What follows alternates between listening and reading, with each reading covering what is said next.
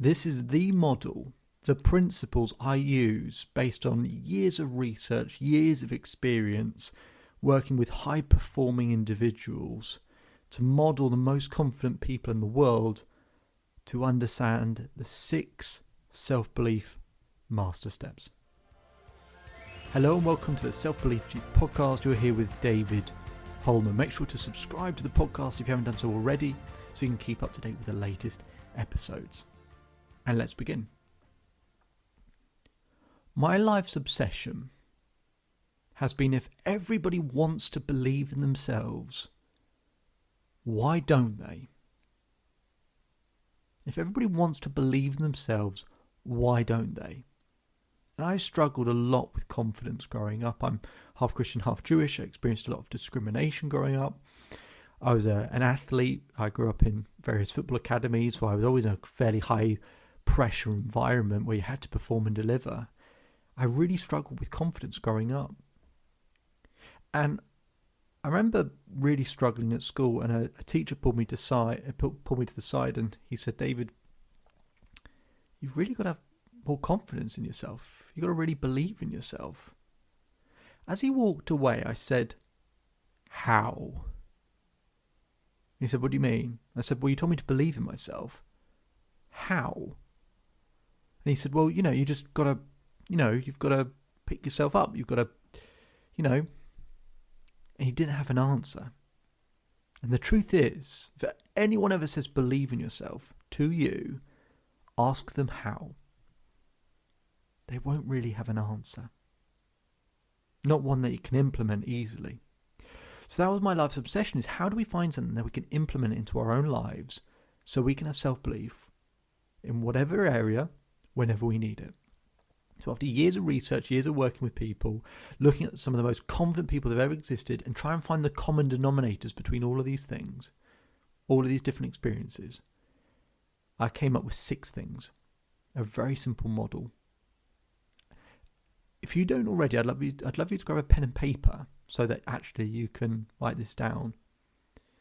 So just pause the recording if you need to grab a pen and paper, but otherwise, I'd like you to imagine a clock. We're going to write down 6 things. Okay?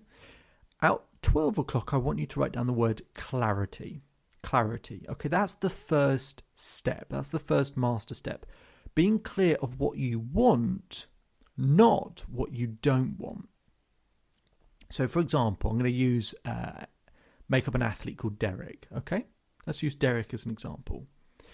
Derek comes to me and says, "David, I want to have self-belief because I don't want to feel anxious and nervous in a game." Now, if I said to you, don't think of a polar bear, what are you thinking of? A polar bear. So our brain can't process negatives.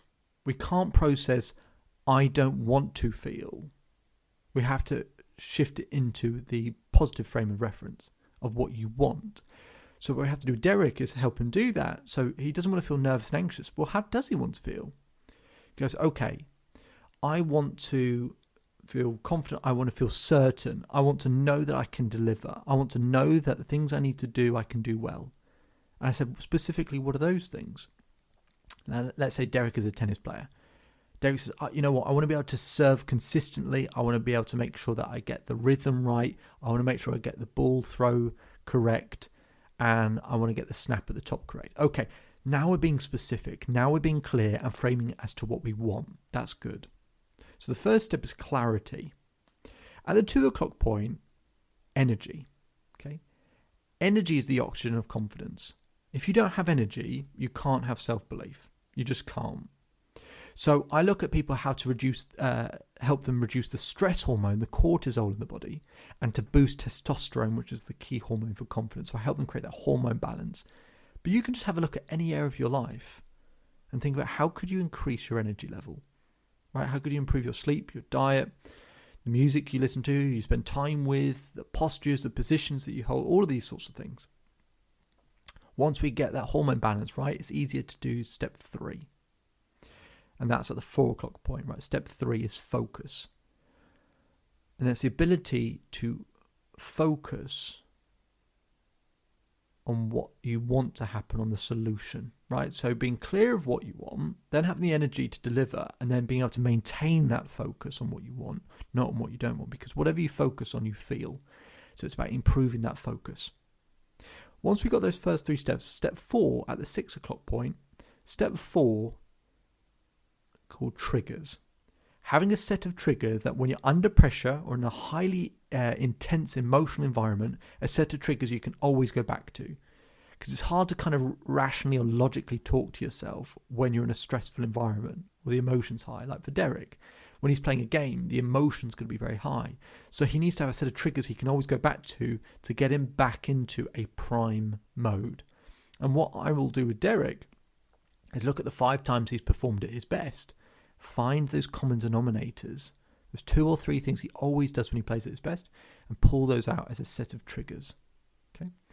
Then step 5, we put that at the 8 o'clock point. Step 5 is momentum. It's hard to have self-belief when you feel like you're starting from scratch.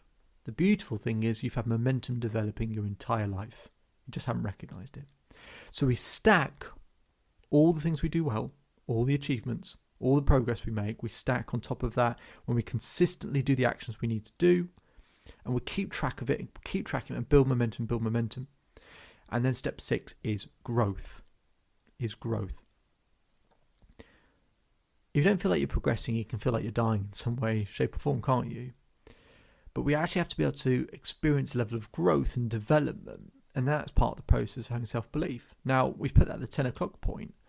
Now, think about it. If you have growth, what does that then give you? It gives you clarity, that first step. So if you have more growth, it gives you clarity, gives you more clarity. And you keep going round in this circle over and over again. And this is what accounts for experience, the more times you've been round that circle.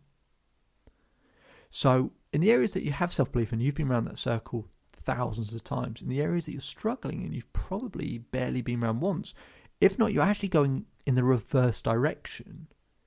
You're starting with growth and you're not feeling you've got any growth. Then you lose momentum. Then you question your triggers. Then you struggle to focus. Then your energy drops. Then you feel less clear than ever. A lack of self-belief is either barely going around that circle at all, or even worse, going in it in reverse. So they're the 6 master steps. If you can get those details nice and specific, nice and clear, and grow in each of those areas and improve whatever you might score each of those areas out of 10, right? How clear you are, how much energy you have, how well you focus. If you can just improve each of those scores, you will unquestionably increase your level of self-belief. Unquestionably. This is what the best people in the world do to develop self-belief, is without realizing they're going through these principles, they're developing them. And that is how you build self-belief. And they are the 6 self-belief master steps. If you want more information on all of that, you can visit the Self-Belief Chief website. My name is David Holman. If you change today, today will change your life. So enjoy the rest of your day, enjoy the rest of your life, and I'll speak to you again soon.